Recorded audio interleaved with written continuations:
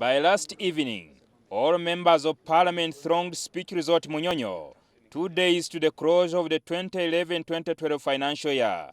Reason: to discuss the status of Uganda's oil sector and the petroleum bills currently before parliament.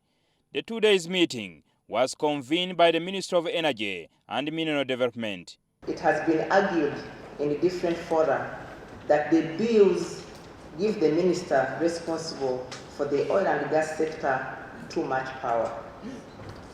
It should be appreciated that we have to separate the issues at hand from any individual, since any of us in the House could hold the portfolio. There's been a lot of debate and discussion in Uganda's petroleum sector, in the public domain. It has even done something unprecedented and brought petroleum leaders to our parliament. So you can understand how sensitive this matter is. Oil experts outline Uganda's oil industry, which stems way back in 1920s during the colonial era. But since Uganda intensified plans of the oil exploration in 2006, 67 oil wells have so far produced oil and gas out of 71 wells drilled, representing 90% success. Now Uganda is moving to another phase of building a refinery. This move, however, has met stiff resistance by international oil players, including development partners. That to take this decision of refining isn't completely easy, because I can share with you that industry has not been supportive of this process.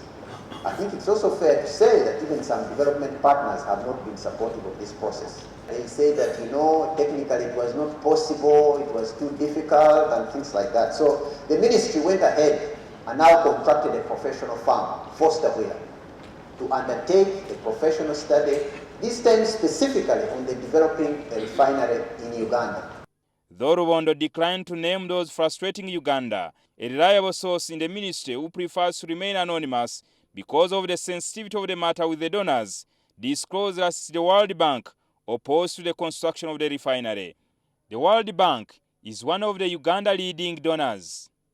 Rubondo, however, says Uganda has ignored the advice and is going ahead. The ministry undertook a study which indicated that building a refinery for Uganda will have a 30% rate of return of investment. The important thing about drilling in Uganda is that it actually, I think, is holding an international record in terms of success. Uganda plans to start with a mini refinery that will be producing 20,000 barrels of oil per day, later to be expanded to 60,000 barrels per day. This move, according to experts, is driven by the regional demand, which stands at 164,000 barrels per day, contrary to Kenya's refinery, which produces only 35,000 barrels per day. President Yoweri Museveni recently warned donors that will not be deterred by their frustrations to build an oil refinery in the country.